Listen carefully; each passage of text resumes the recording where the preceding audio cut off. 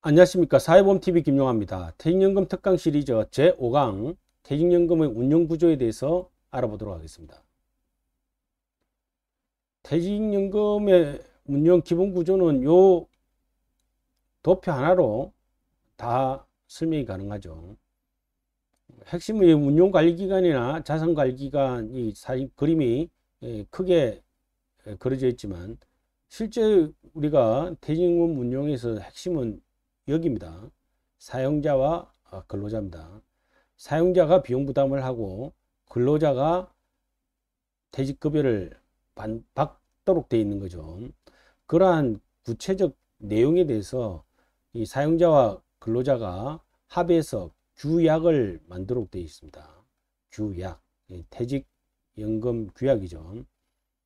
이 퇴직연금 규약은 상당히 정형적으로 만들어져 있어서 그러한 정형적으로 만들어진 부분에서 각 사용자 근로자가 선택할 수 있는 부분에 대해서만 부분적으로 수정 조정하면 되는 것이죠.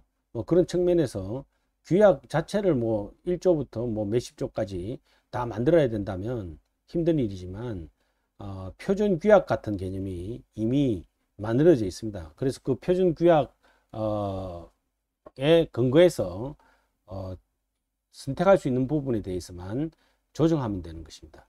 어떻든 이 퇴직연금 운용의 가장 핵심적인 우리 이 퇴직연금과 관련해서 기본적인 그 운용을 갖다가 설정해 놓고 있는 것은 근로자 퇴직급여 보장법과 시행령, 시행규칙 등이지만 실제로 이 퇴직연금은 기본적으로 사용자와 근로자의 합의에 의해서 만들어지는 겁니다. 그런 점에서 사용자와 근로자의 계약이 중요하고 그 계약이 표준화된 것이 바로 규약이라는 개념으로 만들어져 있는 것입니다. 그래서 이 규약이 이제 만들어지고 그에 따라서 이런 내용들이 다 설정되는 거고 DB냐 DC냐부터 다 설정이 되는 거죠. 그래서 그 설정된 내용에 따라서 DB냐 DC냐에 따라서 정해지고 또 DB에 따라서 상품이 만들어지고 DC냐가 정해지면 DC에 따라 상품이 제시되고 그에 따라서 운용 지시가 이루어지는 겁니다. 그래서 중요한 것은 여기 점선으로 되어 있지만 이 사용자와 근로자가 운용 지시를 하는 겁니다. 사실 DB 같은 경우는 미래 리스크를 누가 지고 있습니까? 사용자가 지고 있죠. 그러니까 운용 지시의 기본은 사용자가 하는 것이고 DC는 미래 불확실성을 누가 가지고 있습니까? 근로자가 가지고 있죠.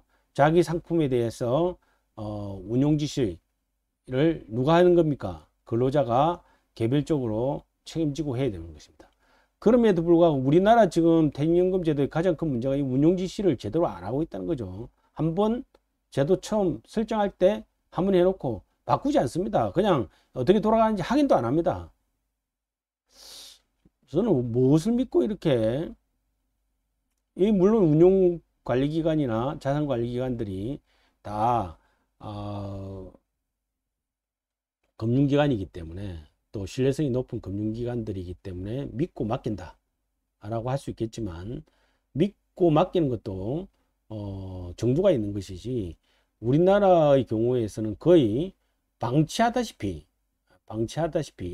하고 있는 상황이 사실은 큰 문제라고 할 수밖에 없습니다. 그리고 이제 이 규약에 의해서 운용 방법 DB나 DC가 결정됐었고 이제 제일 중요한 거는 이제 이 금융기관을 설정하는 거죠. 위탁할 외부에 위탁할 외부에 어떻게 보면은 이 돈을 맡기거나 자산 운용을 맡길 할 수 있는 기관을 설정하는 건데 이게 이제 두 개로 나눠져 있습니다. 운용관리기관하고 자산관리기관으로 나눠져 있습니다. 운용관리기관 이 돈이 존재하는 곳은 자금이 존재하는 것은 자산관리기관이죠. 자산관리기관이 존재하는 거고 운용관리기관은 이 자산관리기관에게 이렇게 해라 저렇게 해라 사라 팔아라 이런 것들을 지시하죠. 물론 운용관리기관이 지시하는 것은 사용자가 운용 지시한 내용에 따라서, 또 근로자가 운용 지시한 내용에 따라서 그것을 전달하는 거죠. 그렇지만 이제 큰 방향을 설정하는 것이고, 구체적으로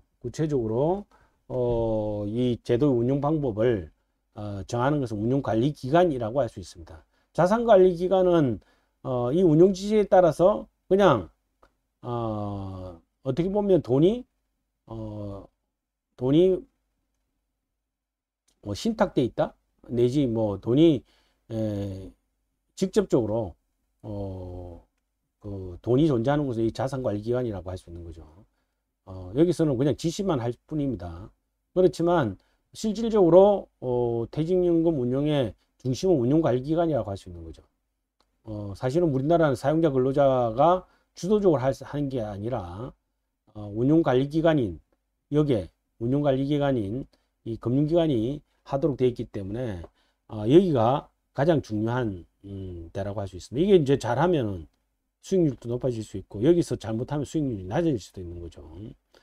그래서 그 운용관리기가 뭐 하냐, 운용 방법을 제시하는 거죠. 예금, 적금, 보험을 할 거냐, 뭐 여러 가지 수준들, 국공채 등 펀드, 적격 채권을 구입할 건가, 뭐 이런 것들부터 해서, 그 다음에 이제 적립금 수준이 적정한 이 DB형만 가능한 겁니다. 예를 들면 우리가 필요한 적립금을 충분히 적립하고 있는지를 갖다가 판단해서 더 적립하도록 이 사용자에게 요구하는 거죠. 그 다음에 특히 이제 중요한 것 중에 하나, 이 가입자 교육. 주로 이제 근로자가 운용 지시를 하는 도록 되어 있는 DC형 같은 경우는 가입자 교육이 굉장히 중요합니다. 그래서 이런 것들을 다 주관하는 데가 바로 운용관리기관입니다. 사실 그 운용관리기관의 이 정함에 따라서 자산관리기관은 이행을 하는 거죠. 계좌 설정하고 적립금 보관하고 급여 지급하고, 급여가 지급되고 운용 지시가 되고. 그래서 돈은 운용관리기관으로 들어가는 게 아닙니다. 부담금이 납입되면 자산관리기관에 돈이 들어가는 거예요. 돈이 여기 들어가 있다가 이 돈을 어떤 형태로 투자하라든지 하는 것들이 여기서 정해지면 이걸 구체화시켜서 이 자산관리기관이 실행을 하는 거죠. 실행하는 것은 자산관리기관이고, 실제로 운용의 중심인 기관은 운용관리기관이라고 할 수가 있습니다.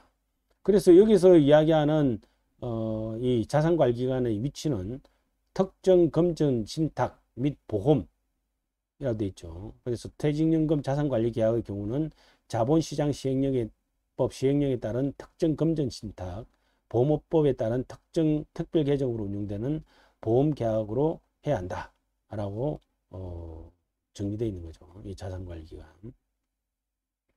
그 다음에 이제 여기서 이 자산관리기관에서 실행을 하면 결국은 상품을 제공하는 기관으로부터 사거나 팔거나 해야 되죠. 예적금, 보험, 채권, 수익채권 등 여기서 정해진 것, 여기서 그 실행하기 위해서 상품 제공 기관에, 이 어떻게 보면 상품이 수요 기관이 되는 거, 상품을 제공하는 기관이 된다, 이렇게 이야기할 수 있습니다.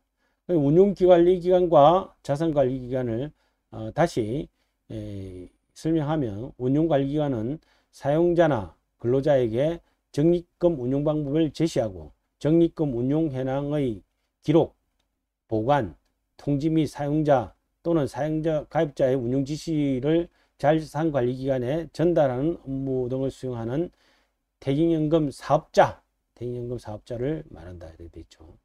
자산관리기관은 부담금을 부담금이 자산관리기관에 들어간다고 그랬죠. 수령하고 퇴직연금, 적립금 자산을 안정적으로 보관, 관리하는 겁니다.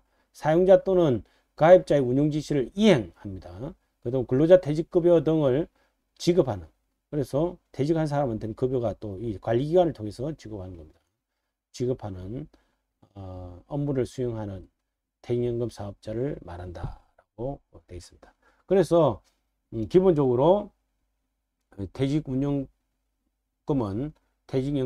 운용관리기관과 자산관리기관을 나누어 놨습니다. 그래서 서로가 견제를 하는 거죠. 여기서 투명성을 과 안정성을 보장하기 위해서 이렇게 일단 분리를 하는 것, 운용관리기관과 자산관리기관 이런 것이 기본적인 운용의 구조라고 할 수 있습니다. 그래서 이제 DC나 IRP 같은 경우는 운용이 중요하죠. 물론 DB도 운용이 중요하다고 이야기했고요.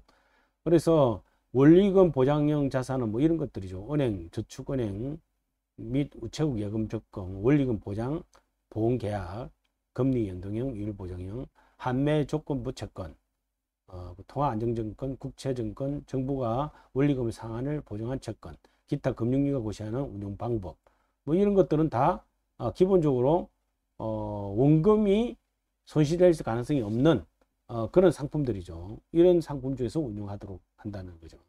그 다음에 원리금 비보장형 자산이라는 것은 원리금 비보장이 되어 있는 보험계약, 실적 배당형이죠. 같은 보험계약이라 하더라도 금리 연동형하고 실적 배당형은 다르죠.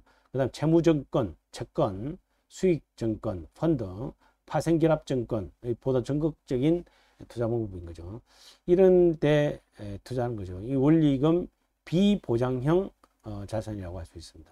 그래서 이런 이제 원리금 보장형, 원리금 비보장형을 사실은 여기서 사용자와 근로자가 각각 우리가 정해서 운용관리기관에 지시를 하면 이걸 갖다가 이용하는 거죠. 자산관리기관이 이런 형태로 되어 있다 할 수 있습니다. 그 다음에 이제 이 퇴직연금 운용 방법 및 원칙과 관련해서 뭐 기본적인 이 내용은 앞에 이미 설명을 했고요.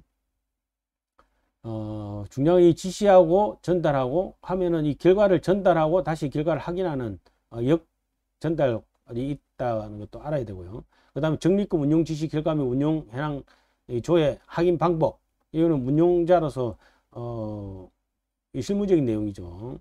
온라인 서비스를 통해서도 할 수 있고 가입자 교육을 통해서 확인하는, 즉 사용자 또는 퇴직연금 사업자가 실시하는 가입자 교육 시 적립금 운용 수익, 운용 현황 등 관련 정보를 폭넓게 제공받을 수도 있습니다.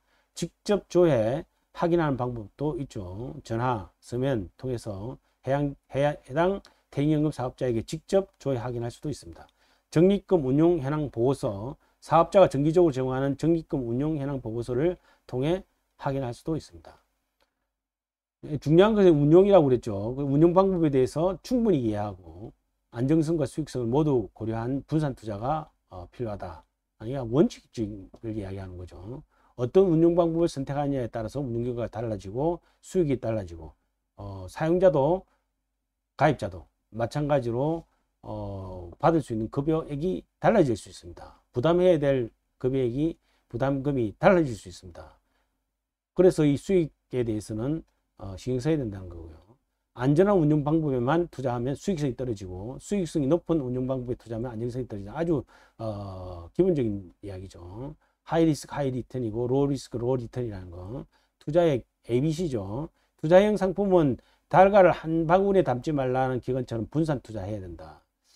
뭐 개별 투자할 때는 뭐 이런 것들에 대한 개념들이 조금씩 다르게 나타날 수 있지만 투자의 기본 룰은 위험 분산이죠.